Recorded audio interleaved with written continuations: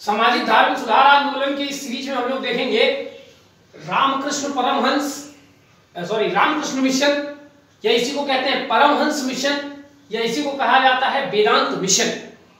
ठीक है, या रामकृष्ण आंदोलन ही इस मिशन को या इस आंदोलन को रामकृष्ण आंदोलन के नाम से भी जाना जाता है। यह एक धार्मिक और आध्यात्मिक संगठन था जिसका नाम था रामकृष्ण मिशन या वेदांत मिशन, और इसी मिशन के द्वारा एक आंदोलन चलाया गया जिसको रामकृष्ण आंदोलन कहते हैं। इसकी स्थापना स्वामी विवेकानंद द्वारा 1 मई 1897 को किया गया था। कलकत्ता के पास बेलूर नामक जगह है, बंगाल में, वहां पर।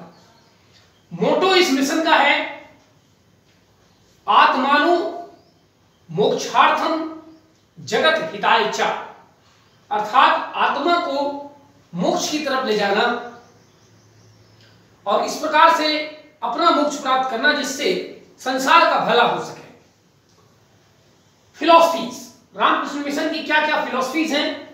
पहली बात तो ये अद्वैत वेदांत को मानता है। अद्वैत वेदांत यानी शंकराचार्य ने जो अद्वैतवाद का सिद्धांत दिया था, ये उस सिद्धांत को मानते हैं।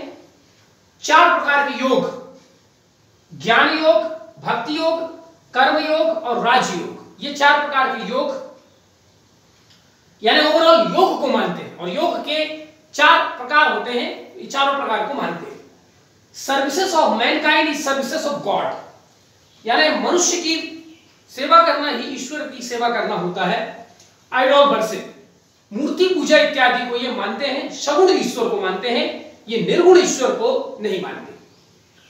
ऑब्जेक्टिव्स, इनके क्या उद्देश्य हैं?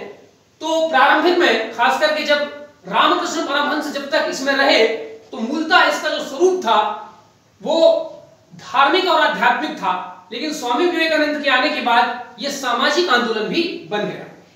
तो ऑब्जेक्टिव्स हैं एजुकेशन, यानी खास करके महिला शिक्षा के लिए काम करना, और ओवरऑल देखें तो सभी प्रकार से लोगों को शिक्षा मिलनी चाहिए, इसके लिए इन्होंने काम किया। फिलांथ्रोपी माने दान करना, ज्ञान का दान करना, पैसे का दान करना, स्कूल बनवाना, चैरिटी करना, ये तमाम इनके उद्देश्य हैं। रिलीजियस या वेदांतिक स्टडी, अध्ययन में धार्मिक, और धर्म में भी जो उपनिषद है, वेदांत है, वेदांत दर्शन है, 6 दर्शन भारत के, उनमें से अद्वैतवाद, द्वैतवाद, विशिष्ट द्वैतवाद, इस प्रकार के सिद्धांतों को प्रमोट करना। स्पिरिचुअलिटी यानी आध्यात्मिकता को बढ़ावा देना, क्योंकि आध्यात्मिक उन्नति से ही हमारे आत्मा का विकास हो सकता है, ऐसा इस मिशन का मानना है। मठ, अपने इन विचारों को फैलाने के लिए स्वामी विवेकानंद ने अपने इस मिशन के और अपने गुरु के विचारों को फैलाने के लिए कुछ मठों की स्थापना की। ठीक है, जो एक आश्रम भी हुआ करते थे तो उसको आश्रम कह लें या मठ कह लें, और उसको वेदांतिक सोसाइटी भी कहा जाता था। तो आश्रम, मठ या वेदांतिक सोसाइटी भारत के कई स्थानों पर स्थापित की गई। पहला ऐसा मठ बेरनगर, कलकत्ता के पास ही है, बेरनगर, रामकृष्ण परमहंस द्वारा इसकी स्थापना की गई थी 1886 में। दूसरे नंबर पे बेलूर, ये भी कलकत्ता के पास है। बेलूर में इसकी स्थापना स्वामी विवेकानंद द्वारा 1891 में की गई। और तीसरा है न्यूयॉर्क, स्वामी विवेकानंद द्वारा 1896 में। ठीक है, फिर 1-2 और भी बाद में खोले गए, वो मैं आगे आपको बता दूंगा। तो ये 3 बड़े महत्वपूर्ण मठ थे। अब हम इस रामकृष्ण परमहंस मिशन से जुड़े हुए महत्वपूर्ण व्यक्तित्व को देखते हैं। पहले नंबर पर रामकृष्ण परमहंस, 1836 में इनका जन्म हुआ और 86 में इनकी मृत्यु हो गई।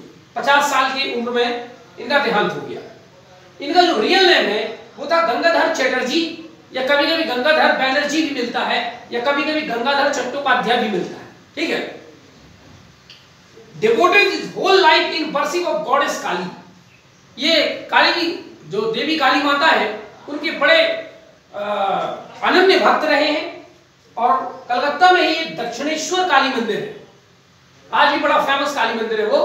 उसी दक्षिणेश्वर काली मंदिर में ये वहां के चीफ प्रीस्ट थे, प्रमुख पुजारी थे, और काली को अपना आराध्य देवी मानते थे, उन्हीं की उपासना करते थे। और ऐसा कहते हैं कि ये समाधि लेवल के योग जब करते थे तो समाधि लेवल तक चले जाते थे और कहते थे कि ये काली माता से बात करते हैं। इस प्रकार की बातें इनके बारे में थी। Believes in universality of all religion, ये सभी धर्म एक है, सभी धर्मों में के जो सिद्धांत है, कोर सिद्धांत है, लक्ष्य है, वो सब एक जैसे हैं। इस प्रकार की भावना को ये मानते थे। कोई धार्मिक भेदभाव की भावना इनके मन में नहीं थी। इनकी जो पहले शिष्या हुई थी वो इनकी वाइफ थी, जिनका नाम था शारदा देवी। डाइड फ्रॉम थ्रोट कैंसर, गले में कैंसर होने के कारण इनकी मृत्यु हो गई। ठीक है,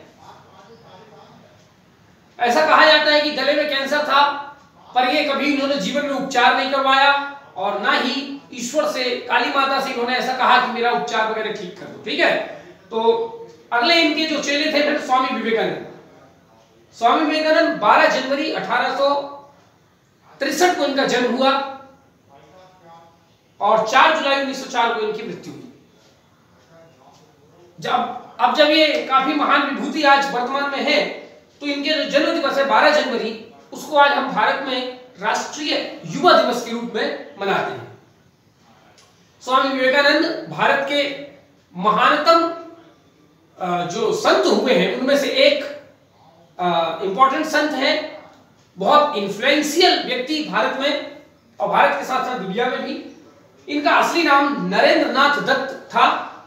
गुरु इनके थे रामकृष्ण परमहंस। 1891 में इनसे मुलाकात हुई थी पहली बार, और फिर स्वामी विवेकानंद ने काफी टेस्ट किया था कि कौन मेरे गुरु बनने लायक है या नहीं। कुछ प्रश्न पूछते थे तो रामकृष्ण परमहंस ने उनके उत्तर दिए और उनको उन्होंने अपना गुरु बना लिया। India first spiritual nationalistic leader, ये भारत के पहले आध्यात्मिक राष्ट्रवादी नेता थे। मतलब आध्यात्मिक भी थे और राष्ट्रवादी प्रकृति से भरे हुए थे और भारत के लोगों का पथ प्रदर्शन भी किया है, इसलिए नेता भी थे। After death of Ramakrishna Paramahamsa, he spread the messages of Vedanta and yoga। इनके गुरु ने जो शिक्षा दी थी इनको वेदांत और योग की, उस शिक्षा को उनकी मृत्यु के बाद भारत में और भारत के बाहर दुनिया में उसको फैलाया, और उसी को फैलाने के लिए उन्होंने रामकृष्ण परमहंस या वेदांत मिशन की स्थापना की थी। ठीक है, रिवाइव्ड हिंदुइज्म, हिंदू धर्म में जो कुरीतियां, अंधविश्वास, आलस्य, ये तमाम कुरीतियां भर चुकी थी और उन कुरीतियों को दूर किया। And promoted youth for nationalism, और युवाओं को राष्ट्रवाद के लिए अपने वचनों से, अपने कर्मों से, अपने उदाहरणों से प्रेरित किया। Represented Hinduism in parliament of worlds religion. 1893 में अमेरिका के शिकागो में दुनिया भर का एक विश्व संसद धर्म का आयोजित किया गया था। धार्मिक विश्व संसद का आयोजन किया गया था शिकागो, जहां दुनिया भर में जितने धर्म उस समय हुआ करते थे उसको रिप्रेजेंट करने वाले लोग शिकागो में एकत्रित हुए थे और अपने अपने धर्म के बारे में विचार सामने प्रस्तुत किया था। उसमें भारत से भाग लेने कई धर्म के लोग गए थे। हिंदुइज्म को रिप्रेजेंट करने स्वामी विवेकानंद गए थे 1893 में। स्वामी विवेकानंद जब वहां गए थे तो उनको जाने का खर्चा, उनको जाने का स्पॉन्सरशिप करना, वहां रहना, ये तमाम कार्य किया था, स्पॉन्सर किया था उनको किंग ऑफ रामनाड। रामनाड तमिलनाडु का एक प्रिंसली स्टेट था जिनका नाम था भास्कर सेतुपति। ठीक है, और इन्हीं ने ही इनको टाइटल दिया था स्वामी का। तो भास्कर सेतुपति ने इनको अमेरिका जाने का स्पॉन्सर किया और उनको स्वामी का टाइटल दिया। ठीक है, हेल्प्ड बाय जॉन हेनरी, और अमेरिका में हार्वर्ड यूनिवर्सिटी के एक प्रोफेसर थे जॉन हेनरी, उन्होंने इनकी मदद की थी। ठीक है, तो दो लोगों ने इनको मदद किया था, एक तो स्पॉन्सर किया था और एक इन्होंने मदद किया था। ठीक है, अदर पार्टिसिपेंट्स फ्रॉम इंडिया, पर भारत से मैं बताया कि विभिन्न धर्मों को रिप्रेजेंट करने वहां पर लोग गए थे, तो भारत में और भी कई धर्म थे, तो भारत से और भी कई धर्मों को रिप्रेजेंट करने जो गए थे उनमें बड़े महत्वपूर्ण व्यक्ति हैं, उनके भी थोड़ा नाम याद रखना है। वीरचंद गांधी, ये जैनिज्म को रिप्रेजेंट करते थे। प्रताप चंद्र मजूमदार, इन्होंने ब्रह्म समाज को रिप्रेजेंट किया था। अंगारिका धर्मपाल, इन्होंने बुद्धिज्म को रिप्रेजेंट किया था। मोहम्मद अलेक्जेंडर रसल वेब, ये इस्लाम को रिप्रेजेंट करते थे, और एनी बेसेंट ने थियोसॉफिकल सोसाइटी को रिप्रेजेंट किया था। इसके अलावा क्रिश्चियनिटी और भी एक दो जो सेक्ट हैं उनको रिप्रेजेंट करने वाले लोग भारत से गए हुए थे। ही बिलीव्स इन शक्ति पूजा। स्वामी विवेकानंद का किस पे विश्वास था? शक्ति पूजा। ये दुर्गा, अंबा, काली जो भी कह ले, शक्ति के रूप में ये देवियों की पूजा करते थे और जीवन में शक्ति को बड़ा महत्व देते थे। खुद इनका शरीर बड़ा संगठित था, बड़े मजबूत किस्म के व्यक्ति थे और शारीरिक शक्ति पर ये बहुत ज्यादा बल देते थे। शारीरिक शक्ति का मतलब फिटनेस, ठीक है। इसके अलावा मॉडर्न या न्यू वेदांता। मॉडर्न या न्यू वेदांता किसको कहते हैं? शंकराचार्य की अद्वैतवाद का सिद्धांत प्लस उसमें वेस्टर्न से जो रैशनलिज्म लिया गया है, तो पश्चिम के कुछ एलिमेंट शंकर के एलिमेंट में मिला दिए गए, तो जो नए टाइप का वेदांतिक सिद्धांत बना उसको बोला जाता है अद्वैत वेदांत या मॉडर्न वेदांत या न्यू वेदांत, ठीक है।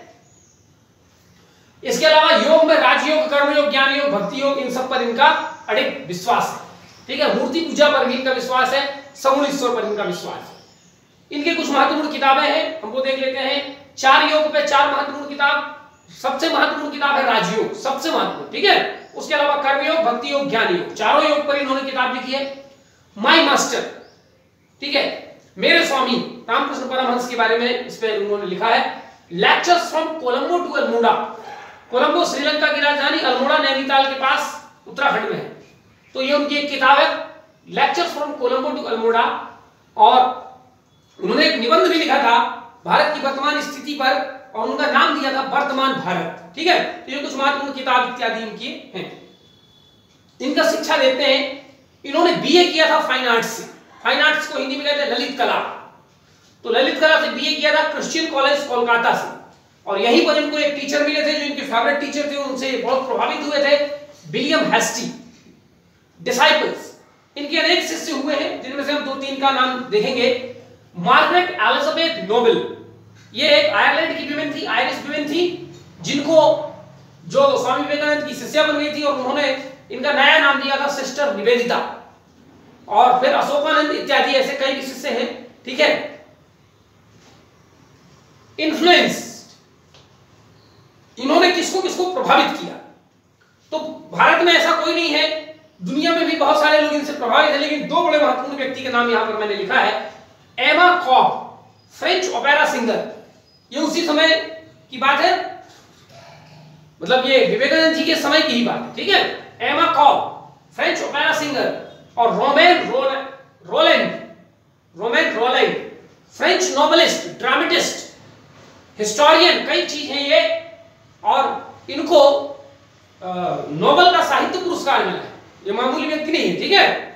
तो ये सब स्वामी विवेकानंद से प्रभावित थे। इसके अलावा मोस्ट ऑफ इंडियंस, चाहे स्वतंत्रता आंदोलन के समय सुभाष चंद्र बोस की बात करें, अरविंदो घोष की करें, महात्मा गांधी की बात करें, जवाहरलाल नेहरू की बात करें, सरदार पटेल, चाहे वर्तमान में हम बात कर रहे हैं अब्दुल कलाम, हर धर्म हर जाति के लोग उस समय और आज भी स्वामी विवेकानंद से प्रेरित होते ही हैं, उनको अपना आदर्श मानते हैं, ठीक है।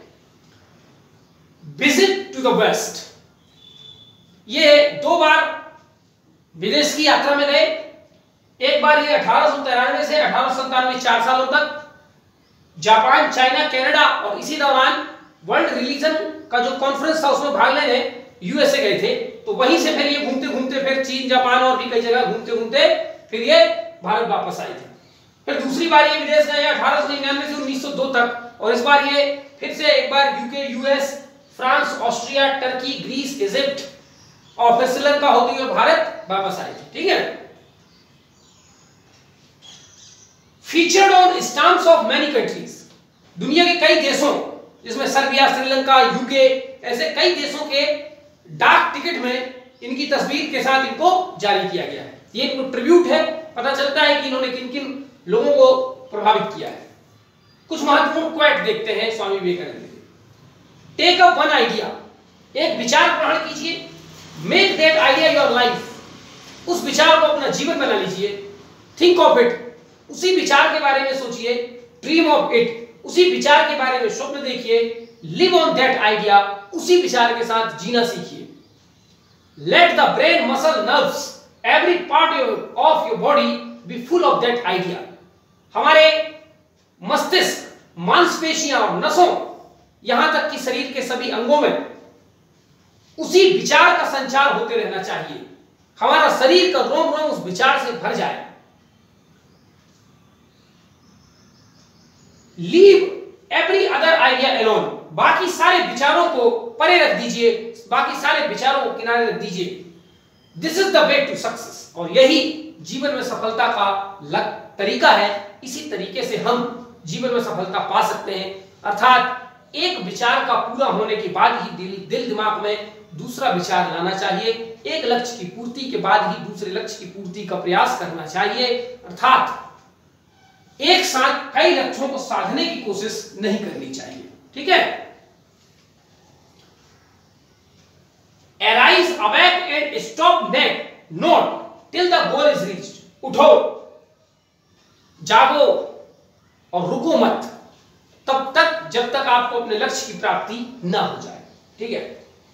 अगला एक इनका स्टेटमेंट है, expansion is life, contraction is death. ये एक लंबा स्टेटमेंट है, इसी में है love is life, hate is death, bravery is life, cowardice is death. ठीक है। यानी विस्तार ही जीवन है और सिकुड़ना, संकुचन मृत्यु है। प्रेम जीवन है, घृणा मृत्यु है। वीरता जीवन है और कायरता मृत्यु है। इस प्रकार का इनका स्टेटमेंट है। ठीक है। As different streams having different sources, all mingles their waters in the sea. जैसे छोटी छोटी नदियां, सरिताएं, वाटर बॉडीज के अलग अलग स्रोत होते हैं। कोई नदी कहां से निकल रही है, कोई नदी कहां से निकल रही है, अलग अलग जगहों से नदियां निकलती हैं, लेकिन अल्टीमेटली ये सभी नदियां जाकर के एक समुद्र में जाकर के मिल जाती हैं। उसी प्रकार सो डिफरेंट टेंडेंसीज, उसी प्रकार हमारी विभिन्न प्रकार की मनोदशा, विभिन्न प्रकार के हमारे रीति रिवाज, धर्म, परंपरा अलग अलग तरीकों से निकलते हैं। हिंदुइज्म मान लीजिए गीता से निकलता है, क्रिश्चियनिटी बाइबल से निकलता है, इस्लाम कुरान से निकलता है। तो उसी प्रकार हमारे अलग अलग मत, हमारे अलग अलग विचार, अलग अलग धर्म अलग अलग स्रोतों से निकलते हैं, लेकिन क्रूट और स्ट्रेट, अच्छे हो या बुरे हो, अल्टीमेटली उनको भी जाकर के ईश्वर में ही मिलना है। ये जो दिखाई देते हैं कि नदियां अलग अलग जगह से निकल रही हैं, उनके स्रोत अलग हैं, लेकिन उनके मिलन स्थल एक ही है। ठीक है। अर्थात जो धर्म, जाति, रीति रिवाज के नाम पर हम जो डिफरेंशिएट एक दूसरे को करते हैं, उसका कोई मतलब नहीं है। एक दिन हमें सब जाकर के वही मिलना है। इन वन वर्ड, एक शब्द में, this idea is that you are divine. यदि एक ही शब्द में कुल मिलाकर के बात कही जाए तो बात यह है कि आप ही देवता हैं, आप ही डिवाइन हैं, आप ही ईश्वर हैं, आप ही के अंदर दुनिया की तमाम शक्ति संचित है। ये बड़ी महान और बड़ी इंपॉर्टेंट उपनिषद की बात है। ठीक है। तो उस बात को ही स्वामी विवेकानंद यहां पर दोहराते हैं। That man has reached immorality who is disturbed by nothing material. अमरता को प्राप्त वही व्यक्ति करता है जो सांसारिक बंधनों से प्रभावित नहीं होता। संसार के छल, कपट, लोभ, मोह, ठीक है, इन तमाम जो बंधन है संसार के, उन सांसारिक बंधनों से, भौतिकता से प्रभावित नहीं होता। वही व्यक्ति जीवन में अमरत्व को प्राप्त करता है, मोक्ष को प्राप्त करता है। You can not believe in God until you believe in yourself. जब तक आप खुद पर भरोसा नहीं करते, ईश्वर पर भी आप भरोसा कर ही नहीं सकते, ईश्वर को आप पा ही नहीं सकते। नीदर सीक नॉर अवॉइड, ना तो खोजो और ना ही बचो। टेक व्हाट कम्स, जो आ रहा है उसको ग्रहण करते चलो। ठीक है। यानी जो मिलता है उसको लेते चलो, जो नहीं मिला उसको खोजो मत, और जो आ रहा है उसको बचो मत, जो आ रहा है बस उसको ले लो। The greatest sin is to think yourself weak. संसार का सबसे बड़ा पाप यही है कि हम अपने आप को सबसे बड़ा कमजोर और दुर्बल समझते हैं। ठीक है। इसलिए वो कहते हैं arise, awake and stop not till the goal is reached. ठीक। It's neither time to cry nor to be soft. ना तो यह समय रोने का है और ना ही कोमल होने का समय है। We need to have iron muscles. हमें अपने आप को मजबूत बनाना है, इतना मजबूत कि हमारी मांसपेशियां लोहे की हो जाएं।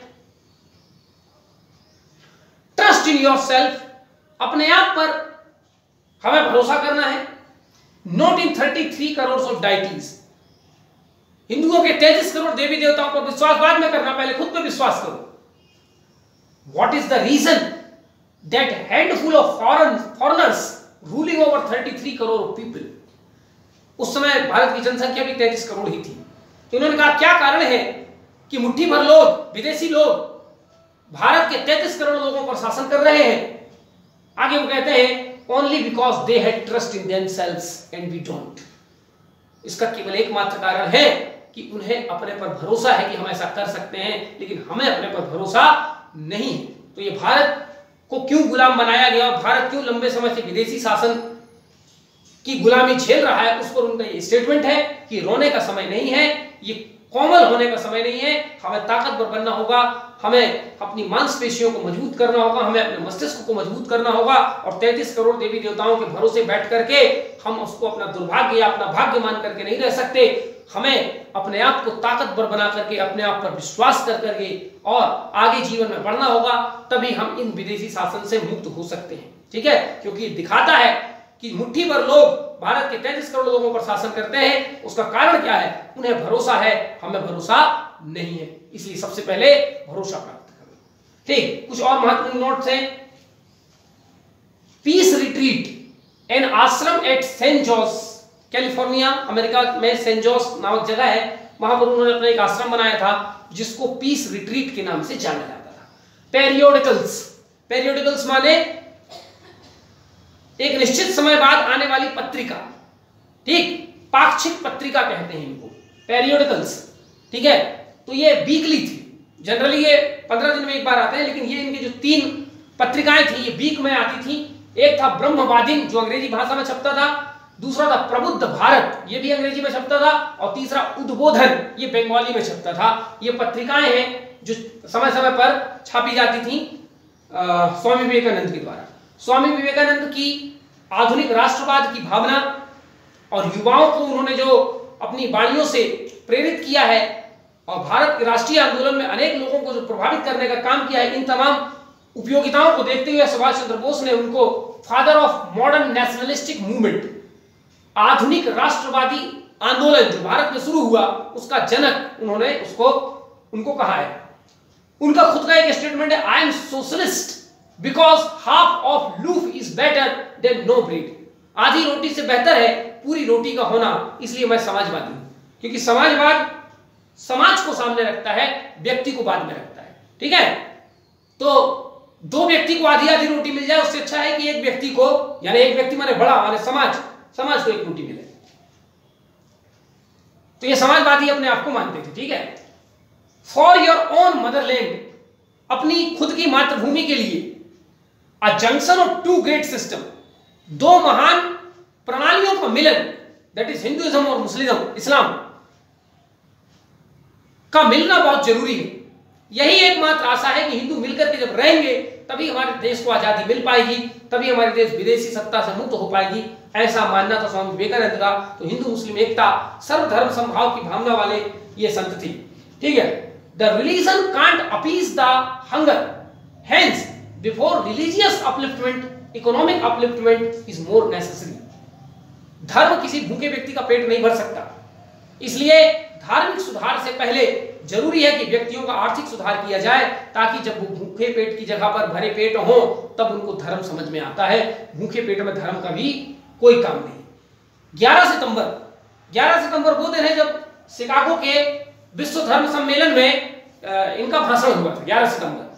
ठीक है, ये पूरा सम्मेलन सितंबर महीने में चला है, सितंबर 1893 में। ठीक है, तो 11 सितंबर को भाषण दिया था और जो भाषण शुरू ही होता था, my dears brother and sisters of America, और इसी से लोगों ने ताली बजाई थी और बड़े प्रभावित हुए थे, क्योंकि इसके पहले जो लोग आते थे वो एक सामान्य सा अभिवादन करके और अपने धर्म को बखान करके, जैसे क्रिश्चियनिटी से कोई आया तो अपने धर्म को बता करके चला गया।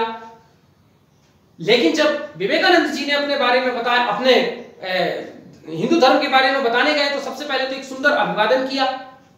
उनकी इस बात से ही पता चलता है कि वे पूरी दुनिया के लोगों को अपना मानते हैं, भाई बहन से संबोधित उनको करते हैं। ठीक है, तो बड़ा फेमस धर्म इनका जो भाषण हुआ था और हिंदुइज्म की इतनी सुंदर व्याख्या वहां पर किया था, जिसके बाद पूरी दुनिया में स्वामी विवेकानंद की ख्याति जो है वो हो गई थी और अमेरिका जैसे लोगों ने भी स्वीकारा था कि एक महान विभूति है, ये एक वंडर है, एक चमत्कार है। ठीक है, ऐसे अनेक उपाधियां उनको मिली हुई है। तो 11 सितंबर को वर्ल्ड ब्रदरहुड डे, विश्व भ्रातृत्व दिवस के रूप में मनाया जाता है, क्योंकि उस समय उन्होंने अपने भाषण के दौरान पूरी दुनिया के भाई बहनों को, लोगों को अपना भाई बहन इन्होंने संबोधित किया था। He meditated at the rock in Kanyakumari, Kanyakumari के एक पत्थर में बैठ करके ये अपना योग वगैरह कई बार करते थे। ठीक है, वहां रहा भी इन्होंने लंबे समय तक।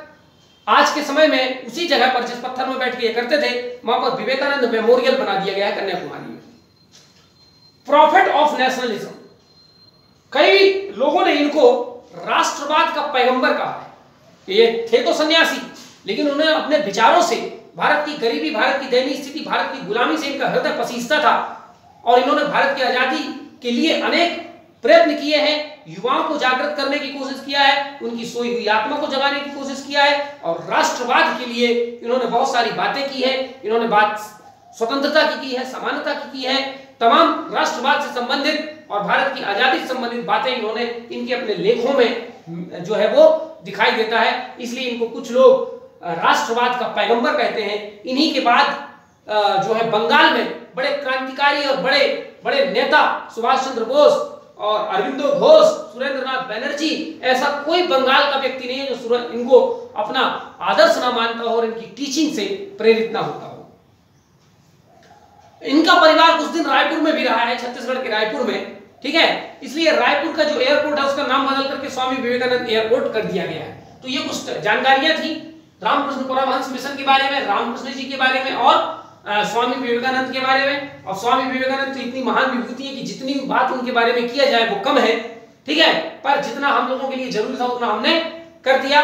ठीक, नेक्स्ट वीडियो में हम लोग कुछ और देखेंगे। धन्यवाद।